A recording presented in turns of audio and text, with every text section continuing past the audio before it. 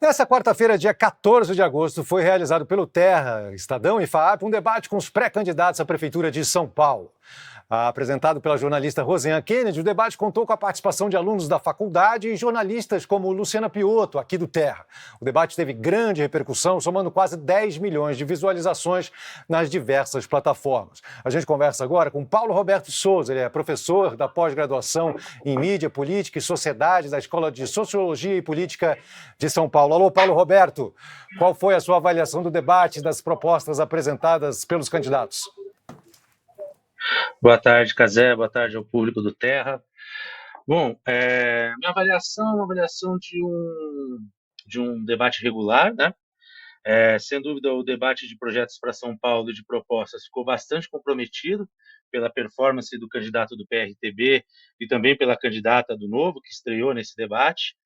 É evidente que tanto Tabata Amaral como Guilherme Boulos e Ricardo Nunes, né, como no debate anterior da Band, foram os candidatos que tentaram, pelo menos, e se preocuparam em apresentar e detalhar suas propostas, né, mesmo com sucesso relativo, vamos dizer assim, e o candidato Zé Luiz da Atena, que discutiu de forma superficial, né, os temas, tentou melhorar entre o debate da Band até o debate do Estadão FAP Terra de ontem, mas ainda com uma certa dificuldade, e talvez ainda confundindo a sua posição de jornalista, de opinião, com de um candidato, né?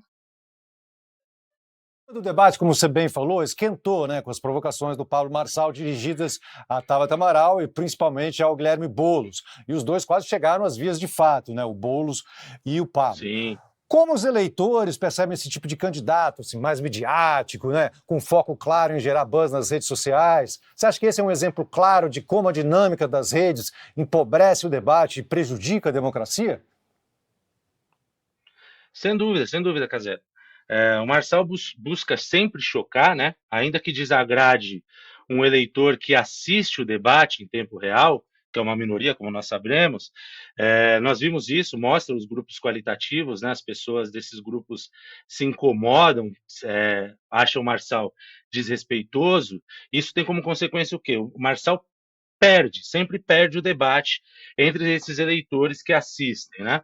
Porém, o Marçal sabe que a imensa maioria dos eleitores não assiste o debate, mas, graças a uma indústria de cortes, uma legião de seguidores organizados em uma estrutura piramidal, muito bem trabalhada pela equipe do Marçal, ele consegue ter uma repercussão positiva nas redes e vencer sempre o que a gente está chamando de pós-debates, né? Que são, e aí com dezenas de milhões de visualizações dos recortes, produz um debate próprio, enviesado, né, para agradar o seu público, porém perde a política, perde o debate de propostas, de características de gestão, de perfil dos candidatos, perde o conhecimento de políticas públicas e outras coisas importantes nesse processo. Como é que o senhor vê o atual prefeito, Ricardo Nunes? Ele foi bastante criticado durante o debate, né, praticamente por todos os demais candidatos. Você acha que essa deve ser a tônica dos próximos debates também? Ele é vamos dizer, o oponente a ser batido por todos os outros? Sim, sim. Ele é o atual prefeito, né? Então ele é o primeiro alvo, até porque lidera as pesquisas de intenção de votos até o momento. E as críticas à gestão dele, assim como o debate de propostas, foram eclipsados pela postura histriônica do Marçal, né?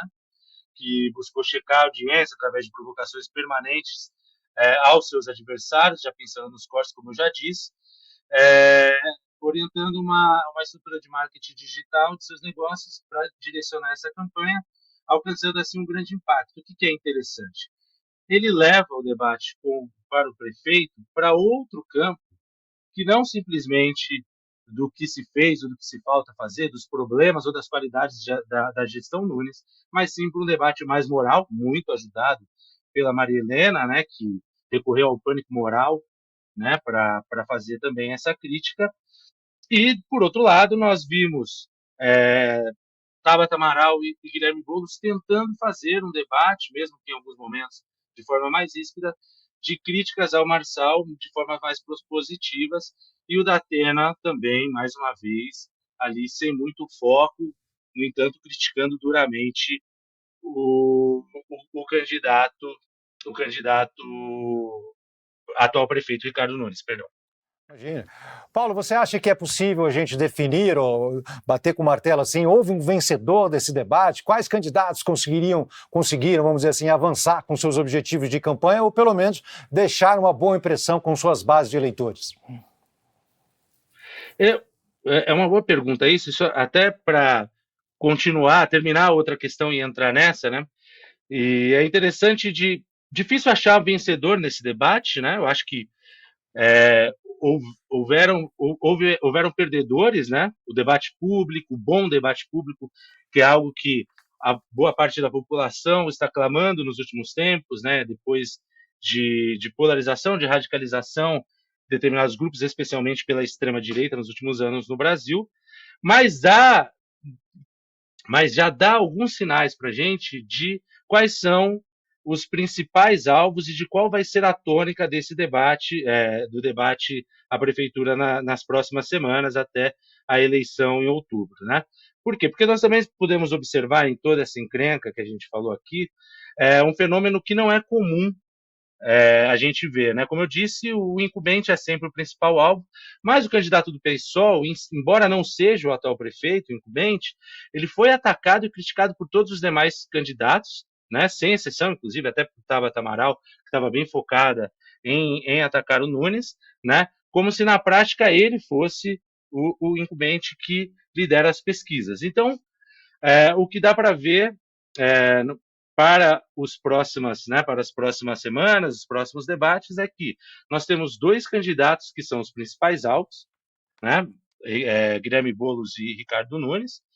Nós temos um candidato fortemente comprometido com ataques pessoais, com uma campanha histriônica forte de redes sociais, utilizando toda a estrutura de marketing digital, que inclusive é um problema, porque ele foi processado por causa disso, tentando ser o azarão e atrapalhar essa disputa que está mais ou menos consolidada.